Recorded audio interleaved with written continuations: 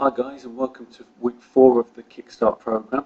Today we're going to focus on finding your carbohydrate tipping point, which is basically the right amount of carbohydrates for you and the effect that has on your fat loss. Just run through the objectives of the program. I'd just like to email me or drop me a line any way you can. Let me know whether you feel you've achieved these objectives or whether there's anything you still need help and support with. So although this is the last week in terms of input in this way, we're still going to continue to support you in as many and whatever ways we can. So, but make sure you give us a shout so we can do that. So hopefully we're giving you the most bang for your buck changes to see results without too much sacrifice. And the carbohydrate kind of amounts is the biggie with that, other than the trigger foods. So we're going to cover that today. Understand the most effective lifestyle habits. Teach you the effect of certain foods on the body and give you alternative suggestions, so instead of dieting you can make informed choices about your nutrition. Be in control of positive habits and get freedom from cravings and hunger. Get clarity on your goals and motivation. Turbocharge your willpower and tune into your personal lifestyle needs and implement the positive habits you need in a realistic way. So I want to know how you're getting on so far. So again, drop me a line. Let me know any successes that you've had. Let me know any struggles or challenges that you've faced, especially getting involved on the Facebook group, because you may find that other people have faced the same struggles and challenges. Some may have overcome them, some may need a little bit of support knowing that someone else is in the same boat. How much do you feel you're getting towards a lifestyle you can enjoy and achieve your desired results? So on a scale of 1 to 10, where do you think you are in terms of something that you think you can maintain and carry on with and keep making good progress? And how has your understanding of food and your body changed? So we'll talk about the function of carbohydrates. So really carbohydrates are a source of energy for the body. That's their main role. And as well as providing an instant source of energy, they can be stored, which is mainly in the muscle, for future use.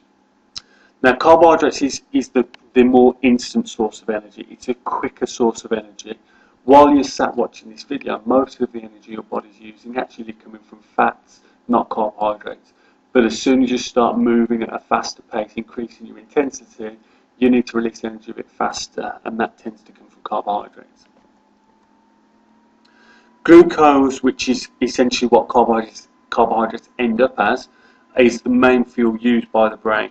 Whereas every other cell in the body can use fat for energy, the brain can't use fat, so that's why we do need a steady supply of glucose. And if we're too low in carbohydrates, then that can cause problems with alertness and all that sort of stuff. However, it's important to remember that glucose doesn't have to come from the food you eat. If you remember, we store carbohydrates in the muscle for future use, so we can release that for the brain when we need to. So people saying, oh well, I need 200 or 300 grams of carbohydrates a day, that's actually not the case. There are some other benefits of carbohydrates. So most carbohydrate foods tend to be our source of fibre, and they also tend to be a source of lots of nutrients, some of which we get in protein and fat-based foods. Others probably we have to have carbohydrate-based foods to have them. But all carbohydrates are not created equally. So you can see from the graph, we've got refined grains, whole grains, fruit and vegetables. Refined grains having lots of sugar and a little bit of fibre and very little in terms of water. Whole grains, not as much in terms of sugar content, more fibre than whole grains, more fibre than refined grains, and a little bit of water there. Then we're moving on to fruit, less sugar than grains, but more than vegetables. A little bit less fibre than whole grains, but more than refined grains, and fairly high in water content. And finally, we've got vegetables, which we'd consider the king of fat loss foods based on this. Quite low in sugar, high in fibre, similar to whole grains, and high in water, similar to fruit. Obviously, again, all fruits and vegetables are slightly different, but as a general rule, that's a bit of a guideline. So when we talk about sugar, we're really talking about even if it's a starch or vegetable or it's fruit sugar, it still eventually becomes sugar within your body, and that's what we're talking about. So here you can see that our fat loss food is really fruit and vegetables, and this is why. So you are still getting some sugar from them, but you're also getting some of that fibre and water, which is going to help you get better results. So the goal is to have the right type and amount of carbohydrates at the right time to give you the best energy, alertness and performance, and allowing the best fat loss while keeping hunger, energy and cravings under control. It doesn't matter what anybody tells you to eat, it doesn't matter what diet plan says, whether it's Atkins or kind of Dukan, which is low carbohydrate. If that's not the right amount for you, eventually you're going to struggle, and the likelihood is eventually you'll fail, because you need to find something that matches both your physiology as well as kind of what you can just tolerate and get away with in terms of your brain, your hunger, all that sort of stuff. So there is no one size fits all, and this is why most diet plans and books aren't going to give you exactly what you need, because you need to have the right amount of carbohydrates. And really I'm kind of throwing out the dogma here about high carb, low carb, whatever. It's not. It's about finding out what's right for you. So managing your insulin levels is the key to fat loss, because insulin is one of your key fat loss hormones. What I want you to do, in the email there's a link to a video, and I want you to go and watch that video now, because it's going to explain a little bit more about carbohydrates when they get into the body, how they're stored as fat.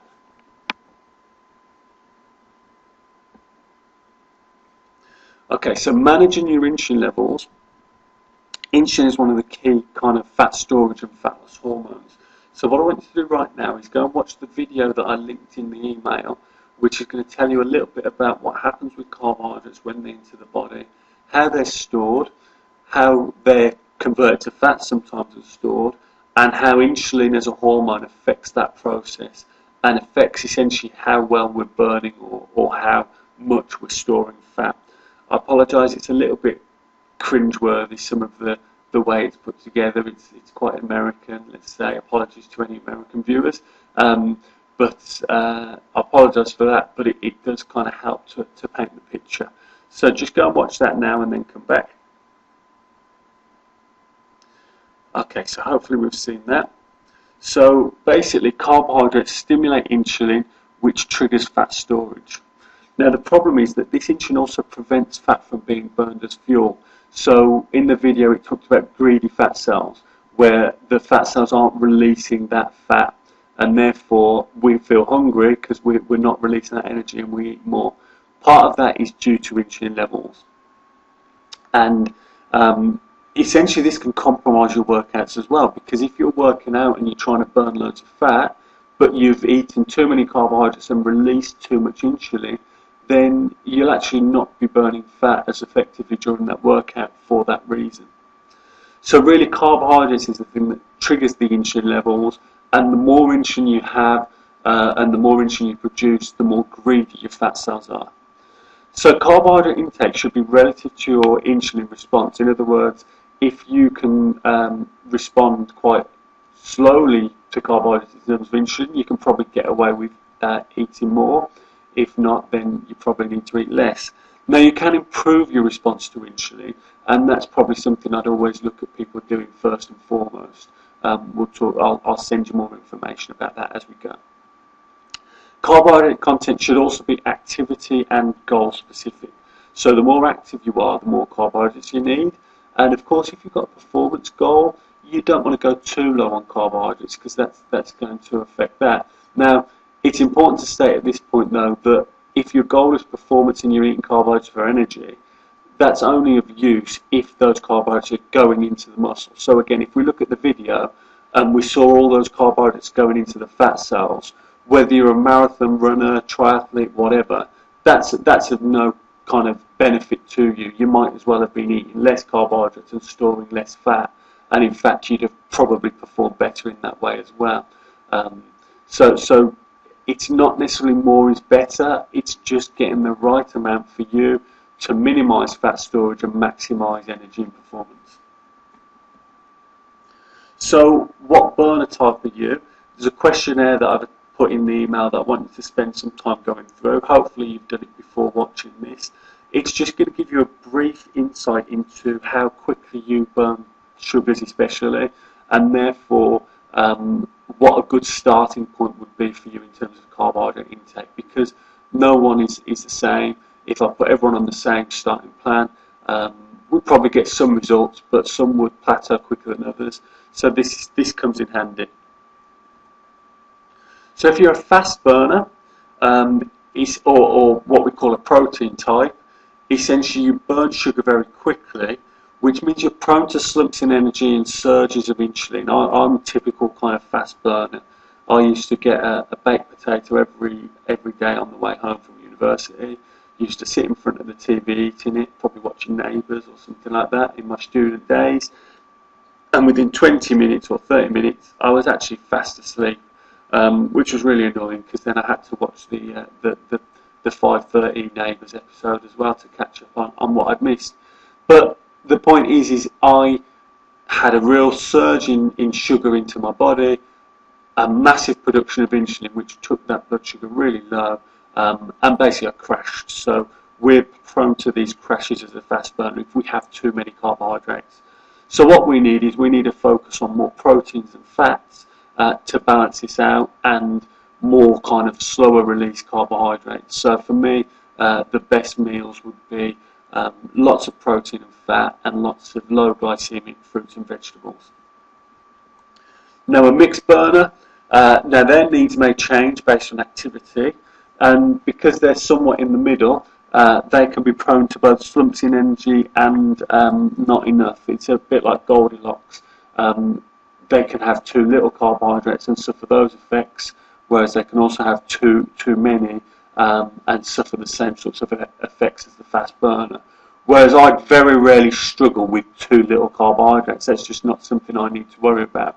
So a mixed burner needs to worry a little bit more about getting the right balance than I would as a fast burner. Need to find the middle ground, basically. And then a slow burner, or what we call a carb type, burns carbohydrates quite slowly, and therefore their insulin levels are generally well controlled. And what can happen though here is the metabolism and energy can pretty drastically suffer if the carbs are too low. Now they can have too many of the wrong types of carbs, and they can get the slumps, but it wouldn't be as drastic and severe as a fast burner, and it would probably be more of a case of them storing more fat and not getting the full benefits of the carbohydrates that they eat than actually any massive symptoms. So they probably wouldn't crash so much, but they could still definitely store too much fat from eating too much carbohydrates. They just probably wouldn't get the same symptoms as a fast burner. Okay, so now we know what type we are, we need to set a few kind of guidelines and positive habits around this to get the best results. So one of the tools that's really useful is the glycemic load, and we're using this to regulate your carbohydrate intake. And again, this isn't too high or too low, but it's just about getting it right. So the glycemic load depicts how quickly carbohydrates turn into sugar, and therefore how much they stimulate insulin. So the higher they are on the glycemic load, the quicker they turn into sugar and the more insulin is produced. So first of all, every type can eat freely of lower glycemic carbohydrates. And then for your higher glycemic carbohydrates, you want to base it on a number of things. Firstly, what sort of burner type you are. So fast burners need less of the higher glycemic carbohydrates. They might be, let's say, 5 bites a day, which is a good way of doing it, rather than grams and having to measure stuff. You could just measure it in how many bites you allow yourself, and you could have all of those bites in one go. You could have a couple in the evening as your little treat, whatever works for you, basically. Or if you're a fast burner and you don't feel you particularly need any high glycemic carbs, then don't worry about it. So green vegetables and berries and stuff like that are low, whereas grains and potatoes are high. And the effect of the high glycemic carbohydrates. So too much or too little, again, this is based upon your burner type in a way. So for a fast burner, what's too much might actually be not enough for a slow burner. So if we have too much, we get an increase in insulin level and fat storage, we get a blood sugar crash, we get reduced fat burning in workouts, we have unstable blood sugar and swings in energy, and we tend to get lots of cravings when that blood sugar falls, and also because of those greedy fat cells we talked about, where because of the insulin levels you're not able to release that fat for energy, so your body craves something else to provide it with a bit of a hit. So if we have too little carbohydrates, we get a drop in metabolism. If we maintain it for too long, we need some carbohydrate to stimulate the metabolism. Again, not more, just the right amount. We get a reduced workout performance because we've not got the energy to fuel that workout. We have a loss of muscle mass. Obviously, it can be quite boring, and you might experience a bit of fatigue in terms of not having enough carbohydrates. And we can get reduced mental performance. So with too little carbohydrate, fat loss may stall, but with too much, it can never get started. So in other words, if you had to choose, you'd probably go on the side of slightly less than slightly more. And the main factor in all of this is how well the body responds to insulin. And as I said, that's something you can improve as we go as well. So there are always better types and better times to have carbohydrates. So the more nutritious carbs, such as things like sweet potatoes, brown rice, maybe some of the high glycemic fruits, oats, would always be more nutritious, better fibre content, all of that sort of stuff. And we also, the best time for carbohydrates is after exercise. Now the reason for this is, you can imagine your muscles being like a sponge, and if you've got that sponge wet, i.e.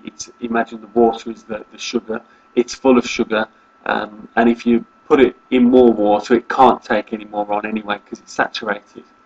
Now if you squeeze that water out, that's essentially the workout. It's using up all of those sugars, squeezing the sponge out. Now when you put it in the water, it can absorb it again. And that's essentially what happens with a workout. So you get your body able to absorb sugars much more effectively. So if you're going to have them, then that's the time, and that's why we can say you can earn your carbohydrates. Now again, that's relative to your burner type as well, even after exercise. While a fast burner will tolerate more carbohydrate after exercise than when they haven't exercised, they still won't tolerate as much as a slow burner or a mixed burner. So always kind of keep that in mind, and remember again, the goal is what makes you feel best. So if you work out and then maybe in the morning and you don't have any carbs after workout, and then within an hour or two you're feeling really hungry and having low energy, then that's probably a sign you might need to play with that and have more carbohydrates after your workout. So don't worry about any set rules of what you should have. We're just saying that it might be that you need more carbohydrates after a workout. And the other side of it is, if you do fancy treating yourself and you do occasionally want some of the things that you know aren't quite in line with your goals, then if you have them after a workout, then you're going to kind of tolerate and get away with it more. So it's not going to set you back as much if that's kind of what we're looking at. And only really educate, trial and error will come up with what works best for you. So the burner types is a start point. And I just wanted to get the concept of this today. I'm going to be sending more emails about once you find out what burner type you are, what are some good guidelines for you to stick to. But once we've started out on those starting guidelines, we need to fine tune it, we need to monitor it. And again, I'm going to teach you how to do that as well in some of the later emails. So this is the strategy that we'd use. First of all, you'd start with the amount of carbohydrates that suits based on your burner type from the information I'm going to send out. And then we kind of follow this basic guidelines for each meal and after exercise. Plan meals that match these requirements. Again, so it's not a case of depriving yourself, it's a case of planning what you are having instead. And then the most important thing is you monitor your hunger, energy and cravings after meals. So within 2 or 3 hours, I want you to pay attention to what your hunger's like, and if it's a 6 or above, then the previous meal wasn't quite right. You want your hunger to be 5 or below for a long time after a meal. Same with your energy. Now if your energy isn't at least a 6, ideally a 7, we need to get that mix a little bit right for your previous meal. And your cravings. If your level of cravings after a meal is above a 5, then again we really need to work on that. And this should be 2 or 3 hours afterwards. So you should have a good energy, and very little hunger and cravings for at least kind of 3 hours following a meal. If not, then we need to start to work on that and look at how many carbs and fats you need in that meal. Now, normally it's going to be up in the carbohydrates. However, there is one caveat that when we've dropped the carbohydrates initially, because the brain has been accustomed to those glucose and it's a faster source of energy, we need to get used to burning fats for energy. We need to get used to releasing some of the carbohydrates from the muscles to provide the brain with fuel. And this process takes a little bit longer than just grabbing a Mars bar or something like that. So it may be that for a few days when you reduce your carbohydrate intake, you do feel a little bit low on energy and you do feel some hunger and cravings. Now, the key thing is you probably need to be having more fats at this time to replace it. So step one would actually be increasing your fats, and then step two would be starting to increase your carbohydrate levels accordingly until you get the right balance for you. So here would be just an example of general guidelines. So choose nutritious carbs as much as possible. Eat freely of the low glycemic carbs. So low glycemic would really be kind of 1 to 4. Certainly for a fast burner, low glycemic would be 1 to 4. For a slow burner, we'd probably say 1 to 8.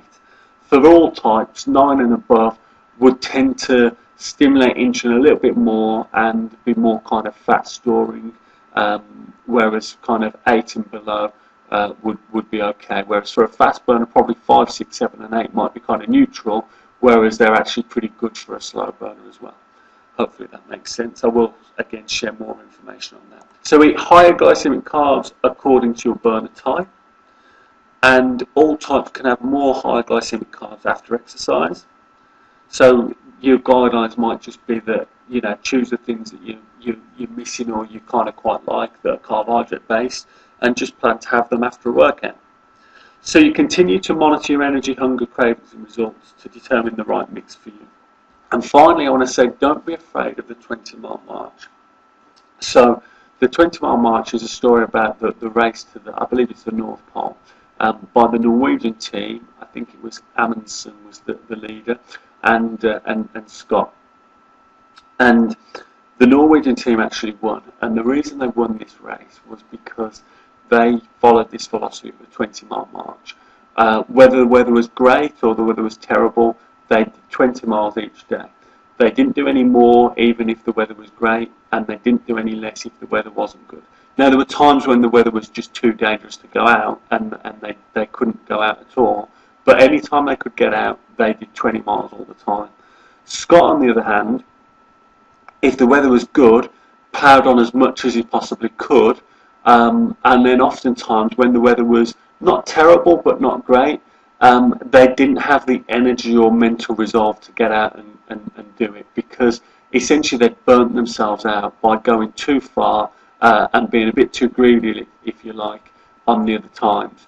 Whereas the Norwegians, they had much less days when they didn't go out at all. So essentially they just kept creeping along, and every day they kept creeping along, and as a result they got there faster, because the distances that Scott could go got less and less as time went on, because they just got more and more fatigued. So essentially the Norwegians, they manage fatigue and they kind of pace themselves. And this really applies to fat loss.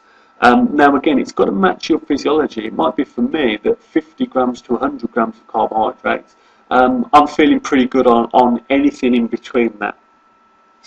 But I might really struggle mentally on 50 grams compared to 100 grams. And obviously 50 grams I'm probably going to lose fat faster, but if I'm struggling mentally with that, then I'm going to fall off the wagon much quicker, and essentially I'm going to fail. Whereas 100 grams, I might not even notice I'm kind of following any plan. I might be feeling good, I'm losing a little bit of fat, but not as much as if I was on 50 grams a day, but that's okay because I'm moving forward all the time and I can stick to it. So I want you to really remember this concept, because everybody's always looking for all or nothing, and all or nothing generally doesn't work, because eventually you start with all and end up with nothing. And I know it's a hard mindset to get out of, but we've really got to think about what's the best philosophy that I can use so that I can move forward every single day. And that's really what I want to kind of get into. And that relates to everything that was talked about over the 4 weeks. So what's next, guys? You're going to continue to receive some emails from me about getting your type right and getting the balance right for you. And then the week commencing March the 16th, I've offered you all the chance to go on to our kind of next level program, which is all about boosting your metabolism. And we're going to be talking about things like digestive health, hormone balance, exercise, stress management, and meal strategies that are in line again with the best results for you. So, for example, things like fasting, things like whether you should eat 3 meals a day or 5 meals a day. There's good reasons for doing all of these things, and none are right and none are wrong. But we'll teach you how to work out which will work best for you without compromising your metabolism and without compromising your long-term health and results, and keep you on that kind of 20-mile mark, basically. So drop us a line with any questions or queries or feedback that you have, and hopefully I'll see you then, and I'll continue to be in touch in between. Okay, thanks guys.